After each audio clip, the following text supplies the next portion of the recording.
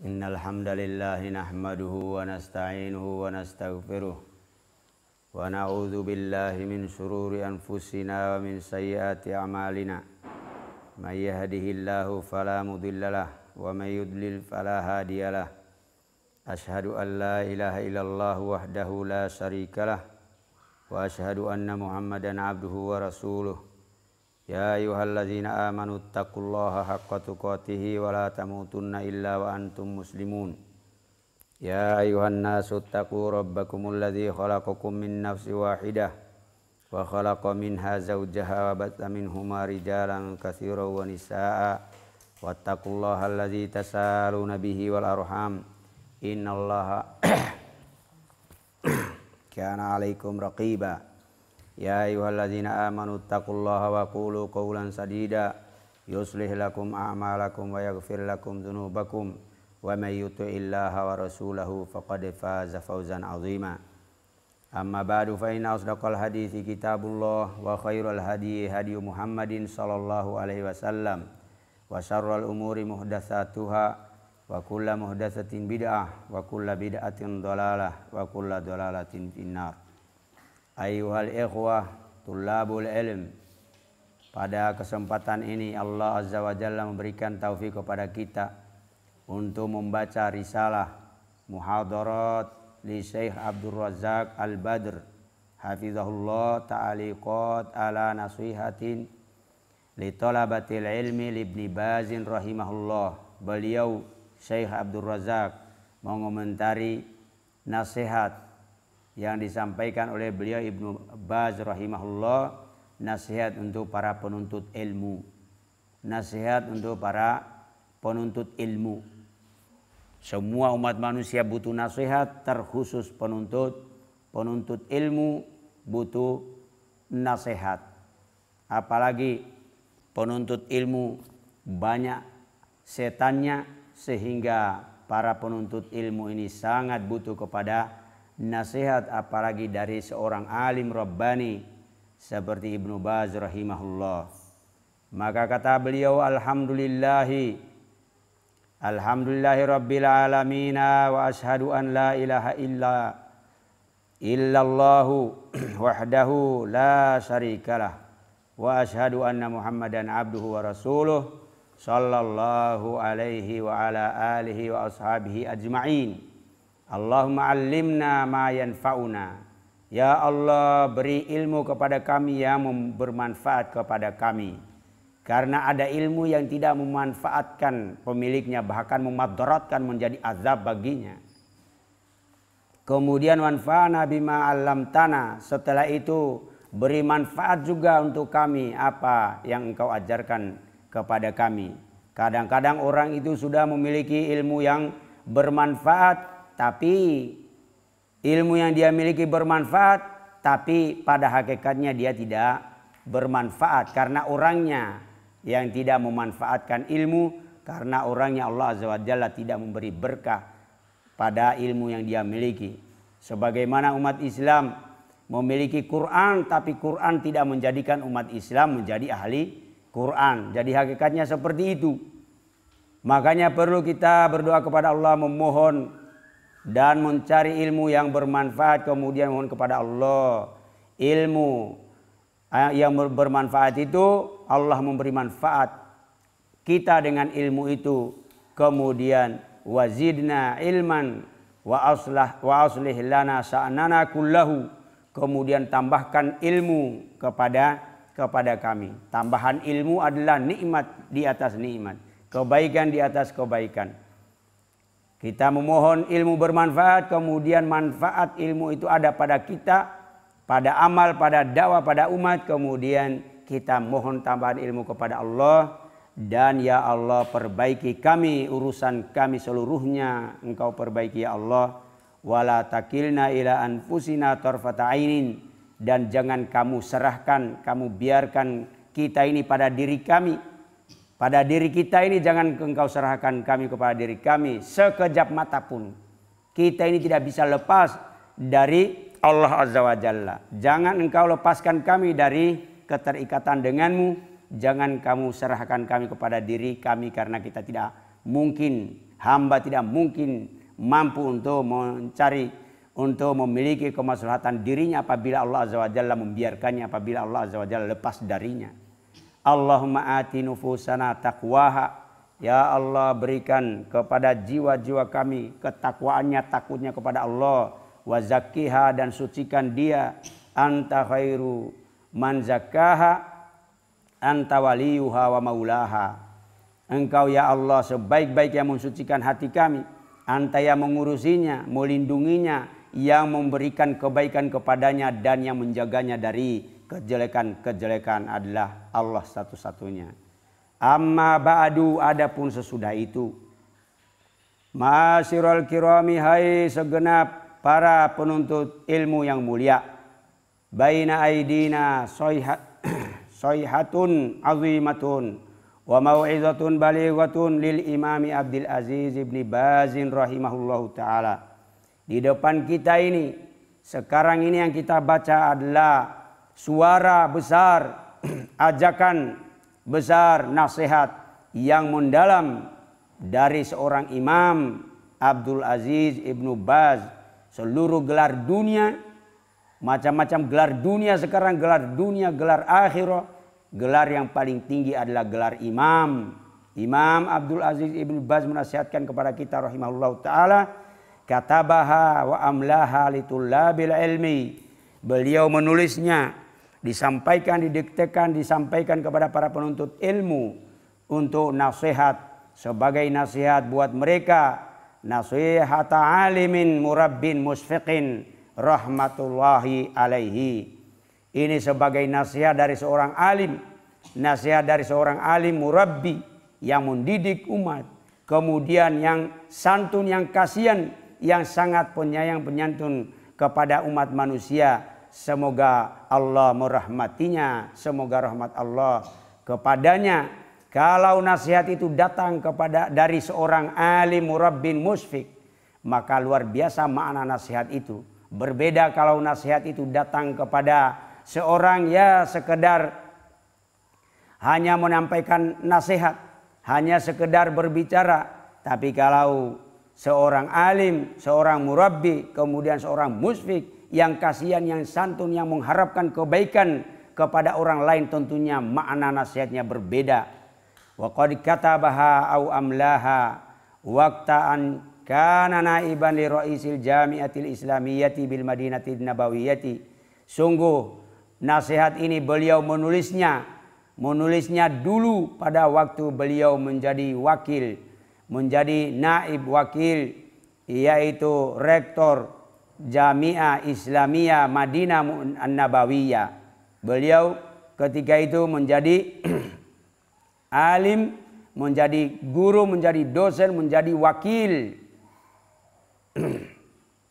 wakil mudir di Jami'ah Islamiyah, menyampaikan nasihat ini. Artinya beliau menyampaikan nasihat pada kondisi yang sangat tepat. Karena Jami'ah Islamiyah adalah mahasiswa dari seluruh negeri dunia, negeri Islam maupun negeri-negeri kafir.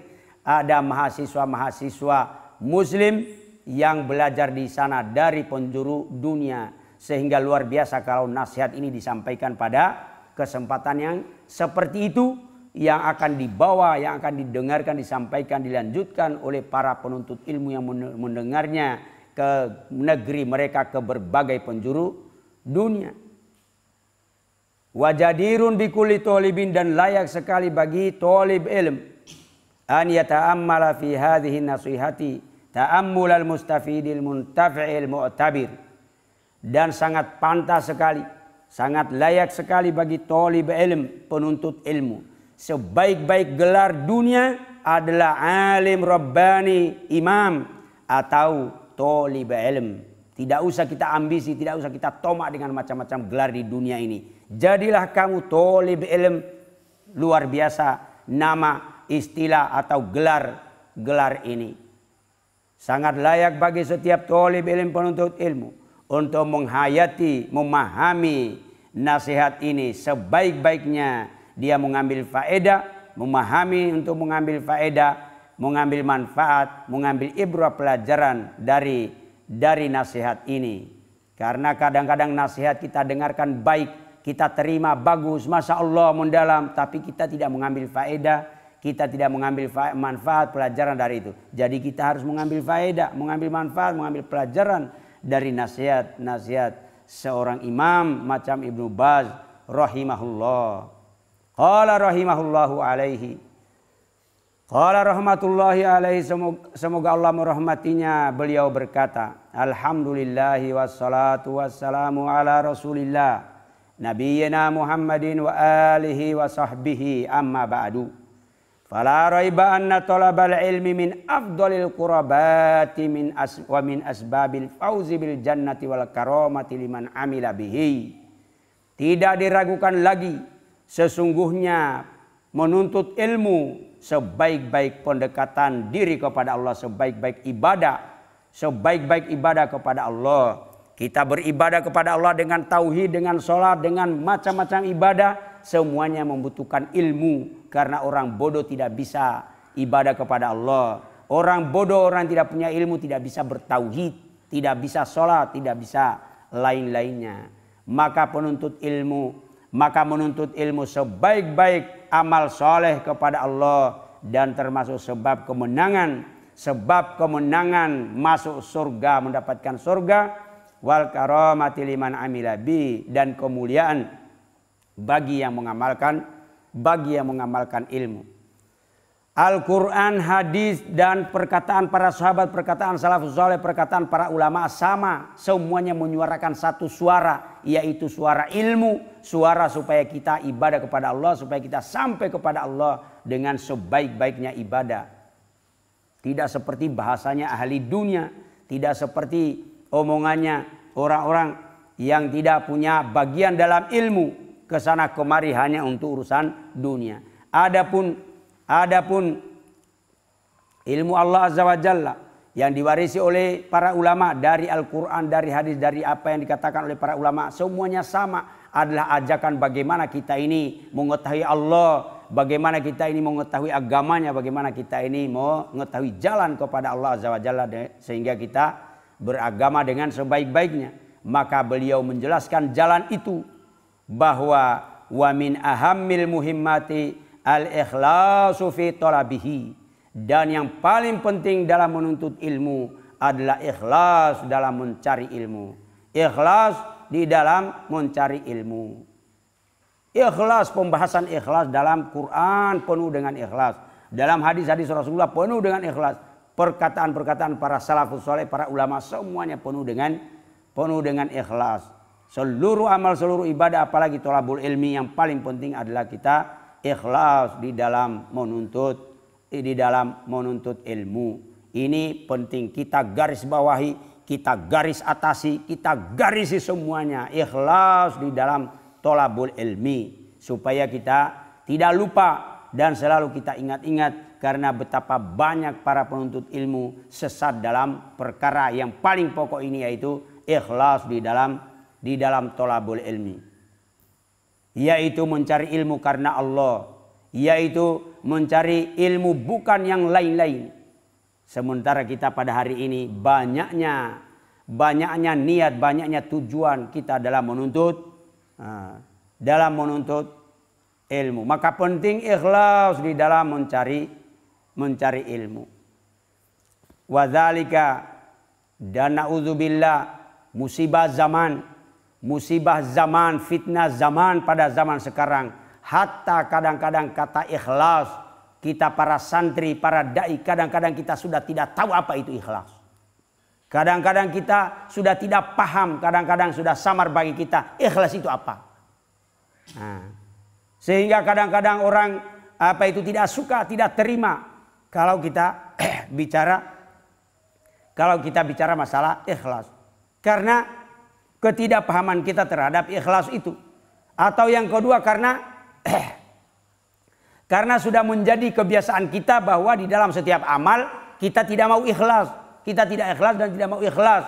Sehingga mendengar nasihat ikhlas, peringatan ikhlas, kita benci, kita tidak suka. Kamu yang suka main game, yang suka main tontonan, kemudian mendengar orang yang mengingkari tontonan, kamu suka? Kamu tidak suka. Suka main game, sukanya bermain, sukanya tidak belajar. Kemudian kamu mendengar guru, mendengar ustadz, mendengar pengurus, mendengar bahwa kamu diajak untuk belajar, untuk rajin, jangan malas, jangan hanya main. Kamu tidak suka, kamu benci. Maka perkara ikhlas, perkara yang susah, perkara yang berat dari zaman dulu, apalagi zaman kita sekarang. Maka penting kita kembali kepada ikhlas. Kita pelajari apa itu ikhlas. Karena sekarang ikhlas kita sudah tidak tahu, sudah samar. Bahkan kadang-kadang ada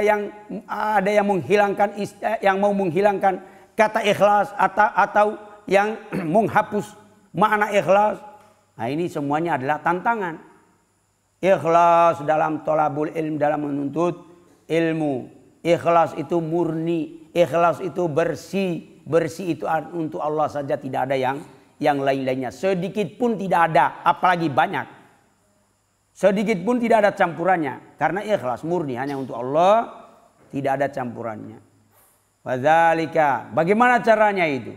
Caranya ikhlas.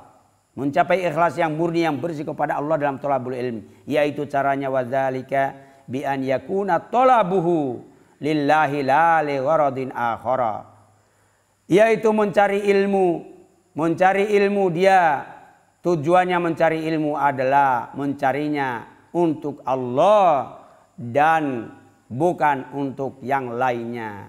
Kalau kita mencari ilmu ikhlas kepada Allah, Allah akan tunjukkan ilmu itu kepada kita.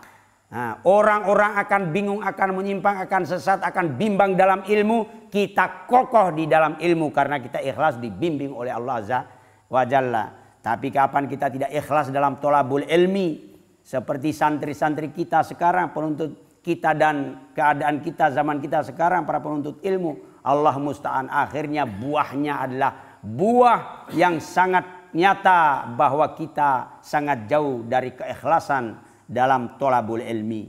Nah, ini musibah. Nah, harus kita ikhlas dalam thalabul ilmi, wadzalika bi an yakuna thalabuhu lillahi la li gharadin akhara, yaitu mencari ilmu hanya untuk Allah, tidak untuk tujuan yang lainnya. Tujuan yang lain itu banyak. Pokoknya satu saja, tujuannya untuk Allah.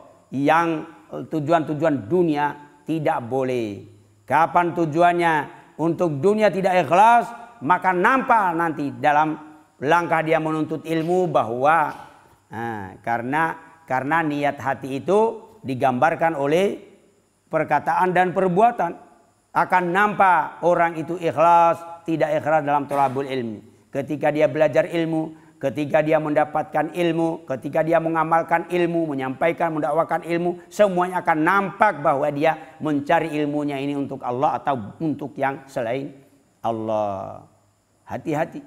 Li'anna dzalika huwa sabilul intifa'i bihi wa sababu at-taufiqi li bulughil maratibil aliyati fid dunya wal akhirati. Karena dengan begitu itulah sebab, itulah jalan satu-satunya untuk mendapatkan manfaat dengan ilmu. Kamu cari ilmu, kita cari ilmu ini untuk dapat manfaat, sementara kita tidak ikhlas kepada Allah, terus manfaat apa yang kita dapat?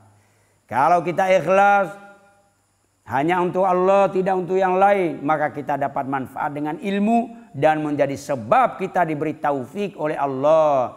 Taufik untuk selalu meniti jalan yang diridhoi oleh Allah, untuk supaya kita sampai kepada derajat yang tinggi dunia dan akhirat. Derajat tinggi di dunia itu apa?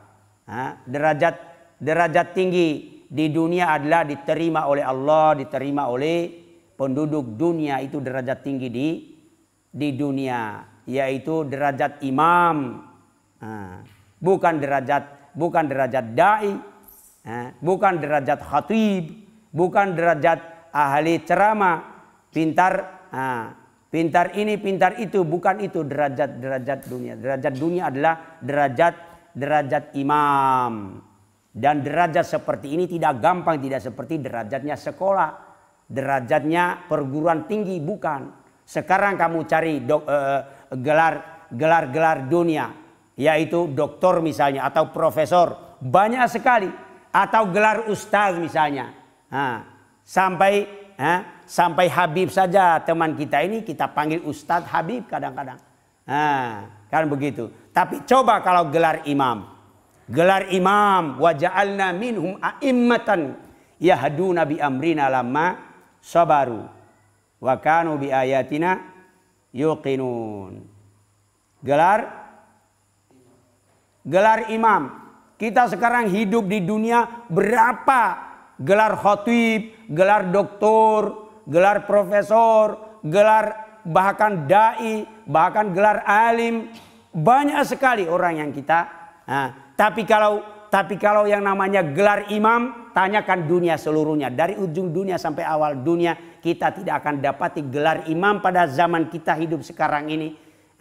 Kecuali Imam Albani, Imam Ibnu Baz, Imam Ibnu Utsaimin. Lain daripada itu nggak ada kita dengar imam fulan, imam fulan, imam fulan. Itu di zaman kita ini. Zaman yang sekarang kita hidup ini. Zaman sebelum mereka pun juga begitu. Sedikit imam fulan, imam fulan, imam fulan. Sampai pada Imam Syafi'i. Padahal Imam Syafi'i, Imam Ahmad, Imam Bukhari, Imam Muslim. Padahal zaman mereka berapa ribu, berapa juta, berapa miliar manusia di zaman mereka yang berilmu, ahli tafsir, ahli fikih, ahli hadis, ahli bahasa, ahli macam-macam. Tapi yang punya gelar imam. Karena gelar imam itu gelar dari Allah. Gelar dari Allah. Kemudian Allah mengilhamkannya kepada lisan manusia, juga para ulama para imam yang memberi gelar yang menyepakati bahwa fulan imam. Maka kita tidak mendengar gelar ini, gelar imam, kecuali misalnya Imam Ibnu Baz, Imam Albani, Imam Ibnu Utsaimin, sudah selesai. Bahkan kadang-kadang mereka sendiri pun juga kadang-kadang mereka ridho. Mereka terima misalnya dipanggil Syekh fulan, Syekh Ibnu Utsaimin, atau alim atau faqih Ibnu Utsaimin misalnya. Tapi kadang-kadang misalnya mereka mendengar bahwa misalnya Imam Ibnu Utsaimin, kadang-kadang mereka nggak terima, tidak ingkari. Saya bukan imam, saya belum sampai pada derajat itu. Allahu Akbar. Derajat tinggi di dunia, kemudian derajat tinggi di akhirat, yaitu as-sabiqunal awwaluna. Kalau di dunia derajatnya adalah derajat imam, derajat kudua, derajat teladan. Umat manusia diikuti oleh umat manusia, dia yang paling depan, manusia semuanya belakangnya mengikuti dia. Begitu di akhirat as-sabiqunal awwalun. As-sabiquna ilal khairat. Mereka dahulu yang masuk surga. Allahu Akbar. Wa qad jaa fil hadithi anin Nabi sallallahu alaihi wasallam annahu qala man ta'allama ilman mimma yubtagha bihi wajhullahi la yata'allamuhu illa liyusiba bihi aradan minad dunya lam yajid arfal jannati yaumal qiyamati. Siapa yang mempelajari ilmu yang dia pelajari ini ilmu yang seharusnya untuk mencari wajah Allah, ilmu Quran, ilmu hadis, ilmu tafsir, ilmu fikih, ilmu akidah, ilmu agama. Ini ilmu untuk mencari wajah Allah azza wa jalla. Tapi dia mempelajarinya tidak lain kecuali untuk mendapatkan nasib, untuk mendapatkan bagian daripada dunia. Apa bagian daripada dunia? Yaitu sebutan, yaitu nama. Yaitu terkenal, yaitu harta, yaitu menjadi pemimpin pesantren, pemimpin lembaga, menjadi ini, menjadi itu, urusan-urusan dunia, maka dia tidak akan dapat baunya surga. Dia tidak bisa mencium bau surga, tidak dapat bau surga dia pada hari kiamat. Baunya surga saja tidak dapat, apalagi surganya ini menunjukkan kehinaan niat kepada selain Allah dalam menuntut ilmu Allah. Biarkan kita ini kalau belajar ilmu roti niat untuk menjadi penjual roti dapat duit banyak itu. Bahkan kalau begitu kita memang harus niatnya begitu. Harus niatnya begitu. Saya mau belajar keterampilan ini, saya mau belajar ini dan itu urusan-urusan dunia supaya saya bisa usaha ini dapat duit banyak. Silakan kita berniat begitu. Itu boleh-boleh saja. Tapi kalau ilmu yang seharusnya untuk wajah Allah kita niatkan untuk selain wajah Allah, ini bahaya. Allah mengharamkan kita surga. Ya anirihaha, yaitu baunya surga dia tidak dapat. Akhrajahu Abu Dawud bi isnadin hasanin wa akhrajahu Tirmidzi bi isnadin fihi dhafun anin Nabi anhu sallallahu alaihi wasallam annahu qala man talaba al-ilma liyubahiya bihil ulama. Siapa yang mencari ilmu untuk supaya dia membanggakan diri, yaitu bersaing dengan ulama, bahwa saya ini juga alim, saya juga Ibnu Baz, apa itu Ibnu Baz? Saya juga bisa Ibnu Baz itu. Saya juga. Untuk apa? Untuk bangga-banggaan, untuk bersaing dengan ulama supaya dia tergolong juga dianggap sebagai ulama, bahkan untuk menyaingi ulama, untuk merendahkan ulama supaya dia yang unggul. Auli umaria bihi as-sufaha, atau untuk menghinakan orang, berapa kalian itu bodoh, nggak ada harganya, saya ini alim. Kepada orang-orang yang berilmu, dia tidak mau kalah, dia menganggap dirinya sama dengan mereka. Ujub, sombong. Kepada orang-orang yang rendah, ya sudah, dia hinakan, dia menganggap mereka tidak ada artinya. Artinya dia tidak tawadu dengan ilmu, tidak merendahkan diri dengan ilmu. Auliya surifa bihi wujuhan nas ilahi, atau maksudnya supaya orang-orang menghadapkan wajah kepadanya, fulan masya Allah alim, kalau begitu kita kalau fulan masya Allah, sehingga dia menyampaikan ilmu, dia ceramah, dia khutbah, berjuta-juta yang hadir kepadanya, tujuannya untuk itu, masya Allah pengikutnya banyak, pencintanya banyak, idolanya banyak. Adkhalahullahu naro, Allah memasukkannya dia dalam neraka. Fa'usi, kalimat yang terakhir dari majelis kita ini adalah fa'usi, kata beliau, kulla talibi ilmin wa kulla muslimin yattali'u ala hadhil kalimati bil ikhlasi lillahi fi jamil amali amalan biqaulillahi ta'ala faman kana yarju liqa rabbih falyamal amalan sholihan wa la yusyrik bi ibadati rabbih ahada. Maka kalimat terakhir dari penutup majelis kita ini, kata beliau, saya nasihatkan untuk supaya membaca kalimat-kalimat ini, risalah ini dengan ikhlas, dengan ikhlas. Karena mengamalkan perintah Allah Azza wa Jalla dalam Al-Quran, siapa yang mengharap jumpa dengan Allah, kamu tidak mengharap jumpa dengan Allah sehingga kamu tidak usah ikhlas. Kita ini mengharap jumpa dengan Allah, karena itu harus ikhlas. Tidak mungkin kita tidak akan jumpa dengan Allah. Kalau kita tidak berjumpa dengan Allah tidak usah ikhlas. Tapi kalau kita mau berjumpa dengan Allah harus ikhlas. Hendaknya dia beramal-amal soleh, mengikuti Rasulullah SAW, dan jangan syirik dalam ibadah kepada Allah dengan sesuatu apapun. Wa fi sahih Muslimin anin Nabi sallallahu alaihi wasallam annahu qala yaqulullahu azza wa jalla ana aghna syuraka'i anis syirki. Kata Allah Azza wa Jalla, saya ini sekutu yang paling kaya. Karena orang-orang musyrik menyekutukan Allah dengan yang lain-lainnya, maka kata Allah, saya ini sekutu paling kaya daripada Lata, Manat, Uzza, dan matahari, bulan, malaikat, Isa, Uzza, dan lain-lainnya itu. Mereka menganggap saya ini bersekutu dengan mereka. Saya ini paling kaya, sekutu paling kaya, nggak butuh sekutu, nggak butuh yang lain. Maka man amila amalan asyraka ma'i fihi ghairi taraktuhu wa syirkahu. Siapa yang beramal satu amal, dia menyekutukan aku dengan selainku, maka kata Allah, saya biarkan dia dengan syiriknya itu. Saya biarkan dia dengan syiriknya, tidak diurusi, tidak ditolong, dan akhirnya dia di dalam azab, tidak beruntung. Wa subhanaka hamdika asyhadu an la ilaha illa anta